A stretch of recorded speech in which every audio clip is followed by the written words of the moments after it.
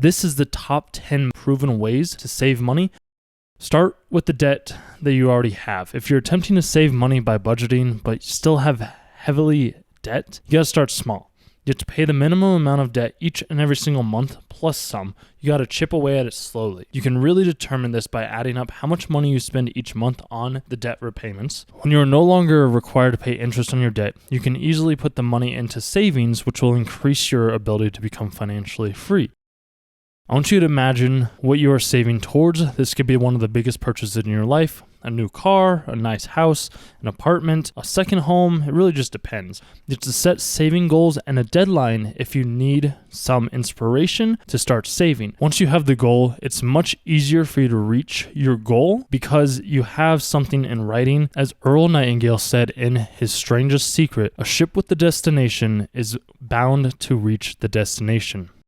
Your company can deduct 10% from each paycheck, or whichever percentage you prefer. If you need to start small with 3 or 5, do that and put it into your savings account automatically. This is known as paying yourself first. It can be looked at as an additional bill to yourself because you paid these bills to the creditors with no question, yet you don't pay money to yourself.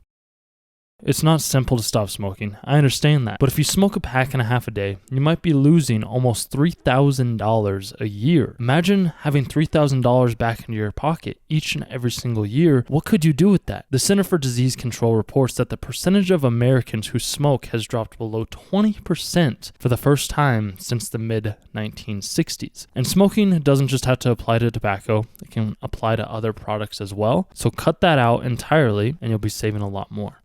The concept may sound foreign, it's one of the best ways to save thousands of dollars because you're not spending tons of money on expensive international flights. You can really do a lot of vacationing within your own backyard. You can go up to the mountains if you live in a place with mountains. You could go to the beach. You could take a road trip across country, which is going to be a lot more cost effective than if you were to go on a plane, and you'll actually get to know your family and friends.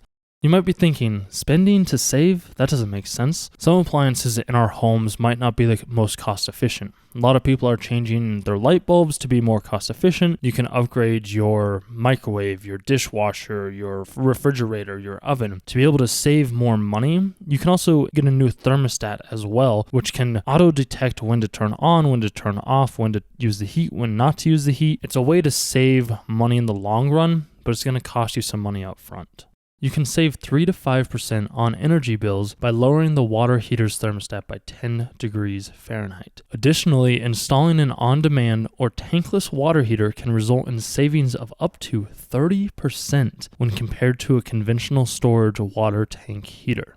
Finding regular savings is a clear money-saving technique. If purchasing lunch at work costs $7, but bringing lunch from home only costs $2, you can accumulate a $1,250 emergency fund or significantly increase your commitment to a retirement or college saving plan over the course of a year. For the majority of us, keeping our savings separate from our checking helps lessen the prosperity to occasionally borrow from the savings. For even better savings, if our goals are making money over the long term, having a product with a higher interest rate like a CD or a money market account will help us increase our money return because we are having our money work for us. And that is Robert Kiyosaki's #1 rule of the wealthy is the rich do not work for their money.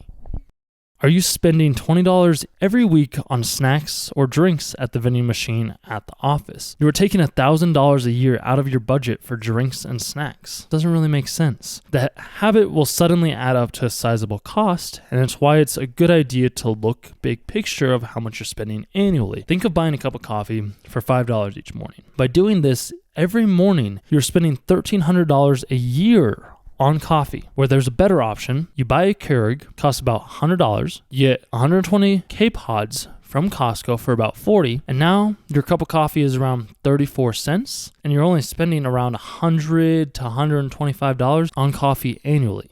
If you like these types of videos, subscribe for more content on how to save money.